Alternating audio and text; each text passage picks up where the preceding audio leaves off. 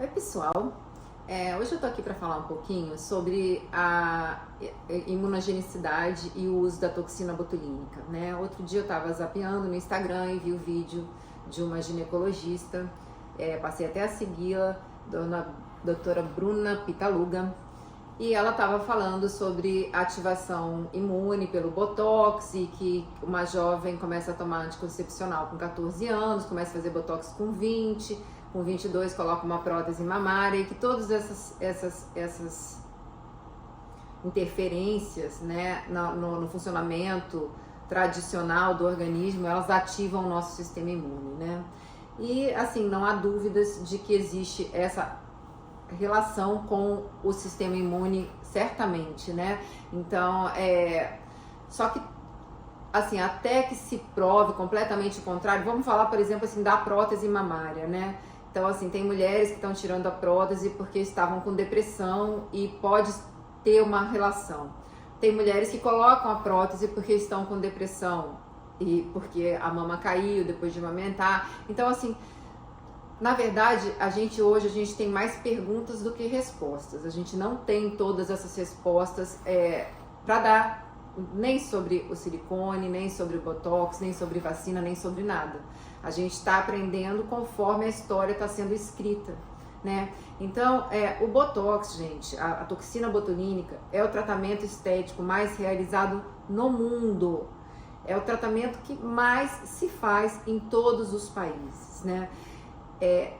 A gente está vendo tanta gente assim doente? Na verdade, não. A gente tem que se saber quais são as estatísticas, né? Quais são as pesquisas que estão sendo feitas. Mas, na verdade, tipo assim, pesquisas são coisas muito caras para serem feitas. E o interesse da indústria farmacêutica é fazer pesquisas que corroborem, que agreguem valor aos seus produtos. Eles não têm interesse de gastar milhares de dólares numa pesquisa que vai dizer que o Botox é prejudicial à saúde. Concordam comigo? Não, eles vão dar um tiro no próprio pé. Então resta, né, a cientistas separadamente e nós profissionais que atuamos na área irmos formando um pensamento através da nossa prática clínica. Porque se a gente procurar essas informações, a gente não vai achar. Então, o que eu posso falar para vocês? Realmente, assim, eu não tenho essas respostas para dar para vocês.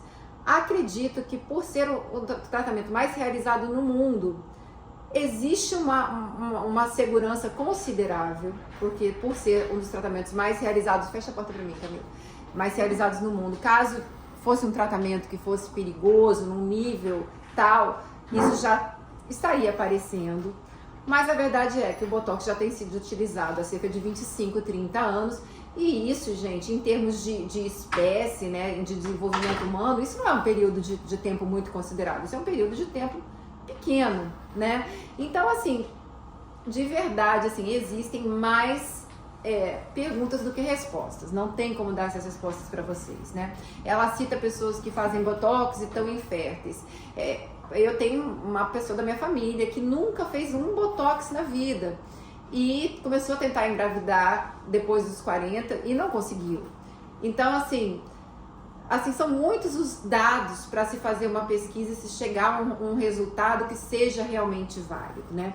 O que a gente pode falar para vocês, a princípio, são do que já se tem conhecido, né? Então, já se sabia que tinha uma interferência, por exemplo, em quem tomava vacina antitetânica, interferia, foram feitas pesquisas sobre isso, na durabilidade do Botox. Então, que a pessoa que já tinha tomado uma ou mais doses da antitetânica tinha uma relação cruzada de anticorpos, daqueles anticorpos que deveriam ser produzidos ante o tétano, estarem anulando o efeito da toxina botulínica.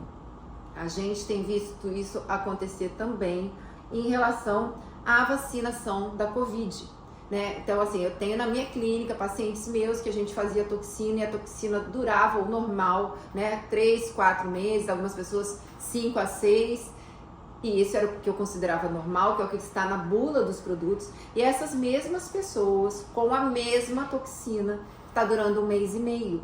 Assim, são todos os pacientes? Não, não são todos os pacientes, mas alguns pacientes a gente Tá, eu tô tendo essa resposta sim, e eu gosto muito assim de pesquisar, de estudar. Eu tenho visto que isso está ao redor do mundo, não é apenas a minha experiência.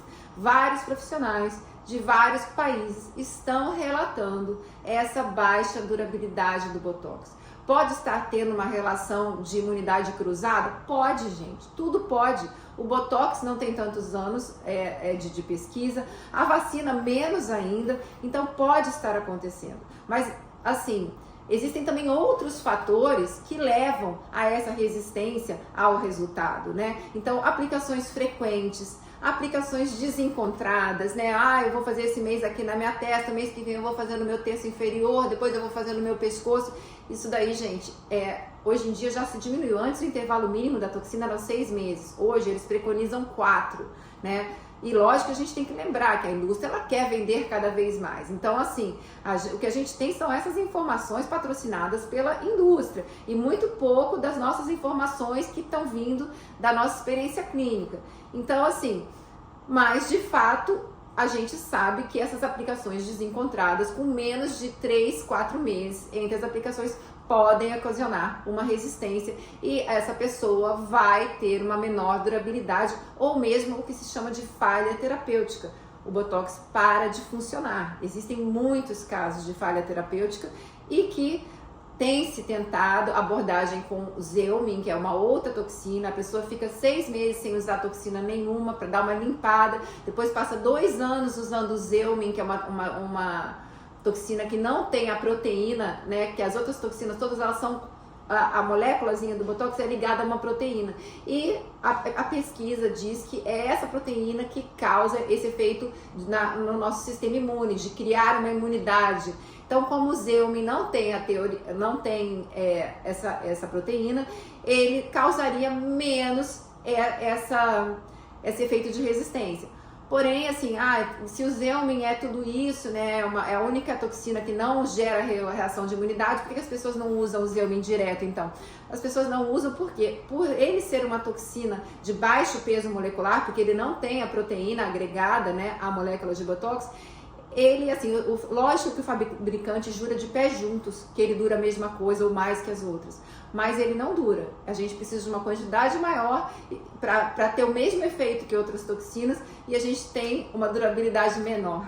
Então a gente fica, né, assim, lógico que se a gente pensar a longo prazo, é melhor que a gente tenha uma que dure menos, mas que nunca pare de funcionar, do que a gente tenha uma toxina que dure mais, mas que depois de uns anos acabou o efeito da toxina em você. Então, isso tudo, gente, está acontecendo. Isso tudo é tema de congresso, isso tudo é tema de estudo e a gente não tem ainda uma resposta para dar para vocês, né? Eu não faço uso frequente do Xeomin justamente por isso, porque com o vidro de Xeomin eu não consigo fazer 2 pacientes, eu tenho que gastar quase um vidro inteiro por paciente e mesmo assim ele vai durar menos. Mas, novamente, se a gente pensar em termos de longo tempo, né, dessa resposta que vai ocorrendo ao passar dos anos, seria mais indicado. Então, assim, é o que a gente sabe no momento, né? A gente sabe que a gente está tendo uma durabilidade menor nos pacientes vacinados. E aqui não estou dizendo para ninguém parar de fazer nem o Botox, nem a vacina. Cada um tem que agir de acordo com aquilo que acredita. Mas essas são informações que a gente tem, gente. É real, tá? Que toda ativação imune que a gente faz no nosso corpo, né? Seja com um anticoncepcional, seja com uma prótese de silicone, seja com uma toxina botulínica, que a gente está causando algum tipo de dano, gente, não há dúvida, né? Então, assim, quando você vai pintar o seu cabelo, você sabe que você está causando um dano ao seu cabelo. Se você pintar várias vezes e não fizer nenhum tratamento, seu cabelo fica horrível. A vida é assim, né? A gente vai fazendo escolhas, a gente tem que ir pesando, né? O custo-benefício, o quanto essa toxina vai te fazer bem, o quanto ela te traz de felicidade, de benefício, para o quanto que ela te causa de mal, que a gente ainda não consegue mensurar, a gente não sabe. Então fica difícil de dizer. Vou falar um exemplo para vocês muito, assim, palpável, né, que eu vi na experiência da minha vida. Eu tomei anticoncepcional muitos anos da minha vida, mais de 20 anos seguidos. E eu tinha um problema nas minhas mãos chamado desidrose. que eu ficava cheia de bolinha do lado do esmalte, já falaram que era alergia ao esmalte, alergia à luva, ficavam bolhas aqui também, e o meu dedo ficava todo ferido, ficava sensível, e sempre fala, isso é do esmalte, isso é do sistema. Pois bem, já tem muitos anos que eu não tomo mais anticoncepcional, e o ano passado, por conta de eu estar entrando no climatério, de eu estar com uma menstruação muito abundante, que é uma coisa normal de acontecer no climatério, né, na perimenopausa, e eu tava tendo que fazer constantemente ferro endovenoso, ficar tomando ferro na veia, porque minha ferritina ficava baixa. Eu resolvi, por conta própria, né, e assim, falei com eu tenho 2 ginecologistas, a minha ginecologista ortomolecular e a minha prima, que é minha ginecologista da família. E ela falou assim, toma tal anticoncepcional, e eu comecei a tomar para quê? Para suspender um pouco essa menstruação, para tentar equilibrar meus níveis de ferro. Gente, foi imediato. No mês seguinte, a minha mão já estava toda ferida. E caiu a ficha pra mim, porque eu já tinha visto a doutora... Caiu a ficha não tinha visto, na verdade vi esse final de semana a doutora Kátia Hananaka falando, quando uma pessoa perguntou pra ela, doutora, o que eu uso pra desidrose? Ela falou, desidrose é fígado pedindo socorro. Fígado está sendo altamente acionado, altamente demandado, e a mão, essas feridinhas, é o seu fígado. E claramente isso assim ficou claro como luz, porque assim, realmente depois que eu voltei a tomar anticoncepcional, as comidas começaram a me dar enjoo. Então assim, o anticoncepcional demandou do meu fígado uma capacidade de filtrar essa toxicidade do anticoncepcional maior do que ele tinha. E aonde que a gente mostra os efeitos do que está errado no nosso corpo por dentro? É na nossa pele. Seja na pele do rosto, através do melasma, de mancha, de acne, seja na pele da nossa mão. Então, assim, eu quando parei de tomar o anticoncepcional, sumiu tudo. Então, não era alergia a esmalte, não era desidrose, não era nada. Era o meu fígado pedindo socorro. E anticoncepcional, vocês sabem, aí tá todo mundo tomando, né? E foi uma grande revolução. E faz mal. Então, assim, a gente está vivendo, gente, numa corda bamba e tendo que fazer opções. Então, assim, não é porque você toma algumas opções que prejudicam a sua saúde que você tem que fazer tudo que prejudica a sua saúde. A questão é a gente ir mensurando, vendo do que dá para abrir mão, do que não dá. Então, assim, eu já abri mão do glúten, eu já abri mão dos lácteos, assim, diminuí demais. Tenho diminuído demais também, até porque eu tomo antidepressivo, o uso de álcool. Então, assim, ontem eu tomei uma taça de vinho no almoço de Páscoa, eu fiquei com uma dor de cabeça horas, né? Para não ser antissocial, eu comi uma massa. Eu já cheguei em casa, sei lá, 1h30 depois que eu tinha comido, passando mal, com dor de barriga, fui direto pro banheiro, porque meu corpo não aceita mais o glúten. E não é porque o glúten hoje me faz mais mal do que fazia antes, é porque meu corpo tá limpo. Então, gente, hoje o que a gente tem de conhecimento permite que a gente tenha a informação e que a gente vá tomando decisões. Eu não vou chegar aqui e dizer para vocês, olha, todo mundo pode fazer botox porque é seguro, não tem risco nenhum.